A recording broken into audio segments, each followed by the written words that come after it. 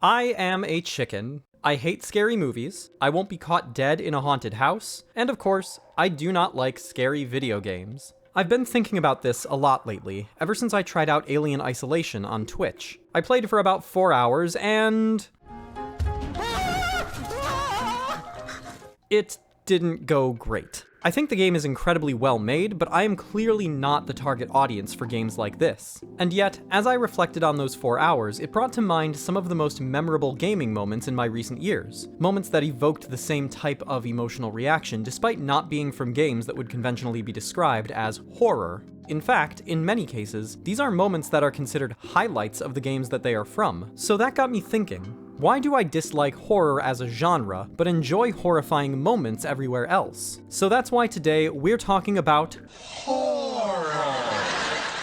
In order to adequately discuss my outlook on horror, first we have to answer 2 questions. Why do people like horror, and how does horror work? For the first part, I hope that you've brushed up on your Aristotelian theory, because as always, it all comes back to ancient Greek dramatic philosophy. You see, sometime around 335 BC, Greek philosopher Aristotle sat down to watch some good old-fashioned tragic theater, and then wrote the oldest surviving treatise on Greek dramatic theory known as the Poetics. He asserts that tragedy is the higher form of art, which he defines as, quote, an imitation of an action that is serious, complete, and of a certain magnitude, in the form of action, not of narrative, through pity and fear, effecting the proper purgation of these emotions. In short, what Aristotle is describing here is the idea of catharsis, the process of releasing intense, often negative emotions, resulting in relief or renewal.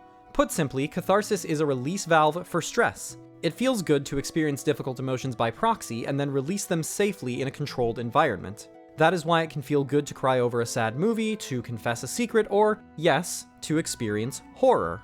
Although Aristotle examined catharsis in the context of tragic plays, it fits very cleanly into a discussion of contemporary horror media because it fundamentally is still the same thing. An environment in which we can safely explore and examine our own reactions to the difficult and intense emotions that such media elicits. And this is why people like it. Now, horror, like so many other genres, is a very wide umbrella that encompasses a broad range of styles and subgenres.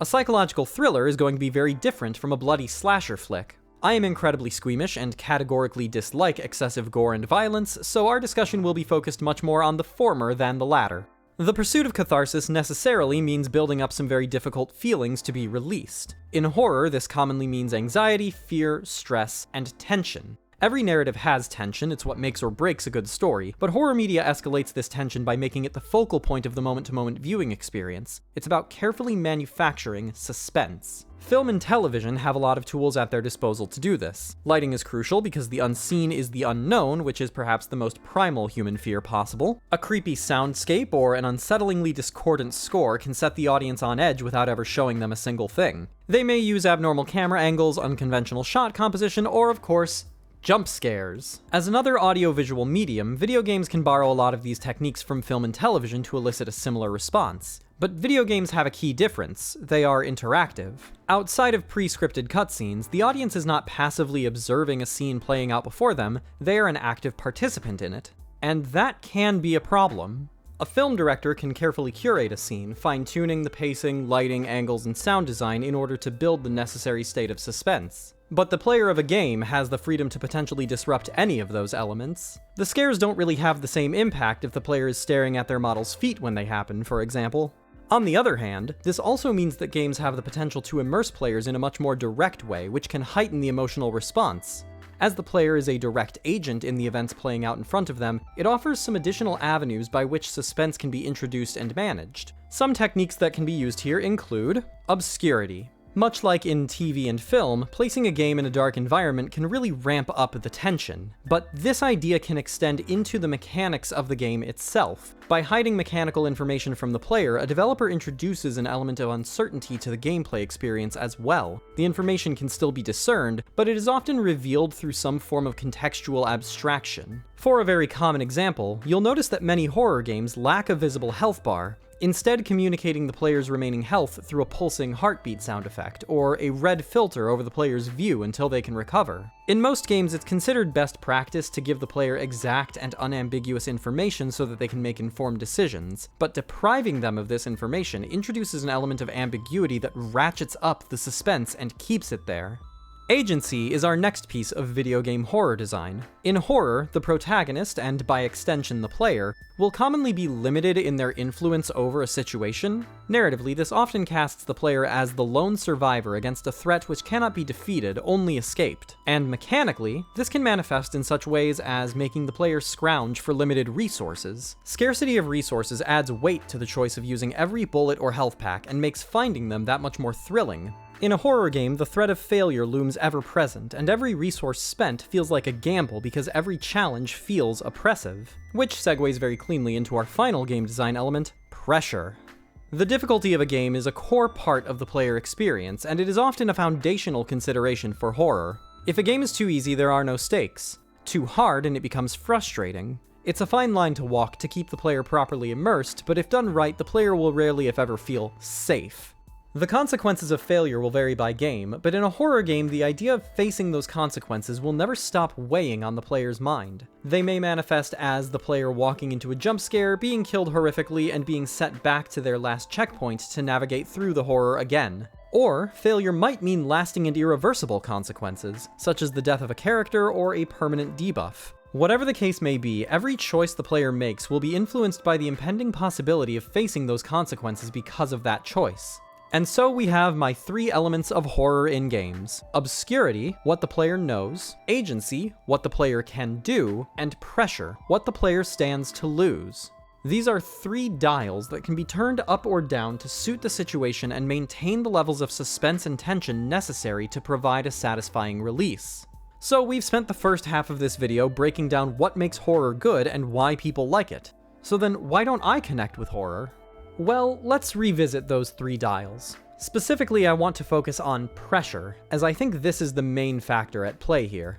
I feel that this is the core difference between horror games and most other genres. In other genres, the goal is often simply to win, such as winning a race, a fight, or a match. What distinguishes horror as a genre is that rather than being motivated by winning, the driving motivation behind the moment-to-moment gameplay is merely to not lose. To me, what this actually does is diminish the impact of that cathartic feeling of release. I feel as though I never get the opportunity to breathe out a true sigh of relief.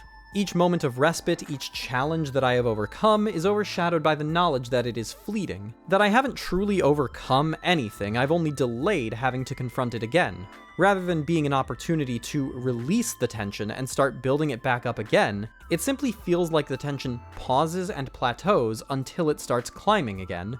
And games are long. Even a game with a below-average runtime may still clock in at upwards of 10 hours of gameplay, and I think that is a generously low estimate. Spending nearly all of that time in a state of constant pressure, with only the opportunity for small, short, and temporary bursts of relief, can feel overwhelming. And that's why horror works much better for me in other genres. It happens in small bursts. It doesn't overstay its welcome, meaning that I get the proper intended effect of build-up and release. Even when a section is genuinely frightening, it just means that the payoff feels all the sweeter because when it ends, I get to experience genuine relief. Inserting a horror segment into a different genre can also help elevate the suspense by contrast. For a fantastic example of this, take the original Halo. The first few missions are relatively standard first-person shooter action set pieces. By the end of the first mission, you've likely already killed 100 or more aliens, having mowed down hordes of enemies through every room and hallway you cross. You are a hero, a war machine, capable of standing up against hordes of enemies. You're conditioned to expect non-stop action, which makes it all the more jarring when you start the mission 343 Guilty Spark and enter into an empty facility. You find abandoned turrets, discarded weaponry, and dead bodies, but no enemies, and thus the suspense begins to climb. Progressing further, you hear unsettling noises and find a raving crewmate who appears to have gone mad. The whole mission is so different from everything that has come before it, which makes it feel that it's wrong somehow. You find your allies' dead bodies and a video showing their final moments. And then finally, the Flood arrive. This swarm of Lovecraftian parasitic zombies, and your only mission is to escape in an adrenaline-fueled panic. From start to finish, this mission feels out of place in a military shooter, and that is what makes it such an exciting chapter. An interesting inversion on this, and probably the creepiest game that I have ever completed, is Remedy's Control. The game is deeply atmospheric, tense, and spooky, with only the occasional goofy or surreal moment to help ground it. However, there is a section late in the game that completely shifts the tone, turning it into a high-intensity action set piece, and it was both the most fun and cathartic chapter, and my favorite part of the game. Much like Halo, making a chapter's tone contrast with the game's expected feel gave it so much more impact. Now, given the nature of horror, it would be mostly relegated to more mature games, right? Well, not really, no. Though they might shy away from more explicitly violent or gruesome content, family-friendly games are no strangers to the occasional surprise horror segment. Most gamers can probably point to a section in an otherwise cheery game that absolutely frightened them as a kid. For me, it was the final level of Spider-Man on the PS1, which sees Doc Ock taken over by the red symbiote Carnage and turn into Monster Ock. You can't fight him, you can't beat him, you can only run from him. But that's the level that I remember the most. Sure, it frightened me, but beating it was such a weight off of my shoulders that I still look back on it fondly in spite of the fear. And for me, this is the crux of it. I appreciate being given the chance to experience the suspense, the tension, and the thrill of a good scare, but I like to know that when I've overcome it, I get to leave it behind. To have that cathartic feeling of release, that sigh of relief, and then be able to say, well, thank goodness I never have to do that again. At least, until the next time I go to Ravenholm. If you've made it this far, I just want to say thank you so much for watching. The response I've gotten to these videos has been outstanding, and your support means so much to me. Special thanks to my patrons. You guys have quite literally made these videos possible. I hope that you have a fantastic day, and I'll see you in the next one. Stay spooky, y'all. Bye!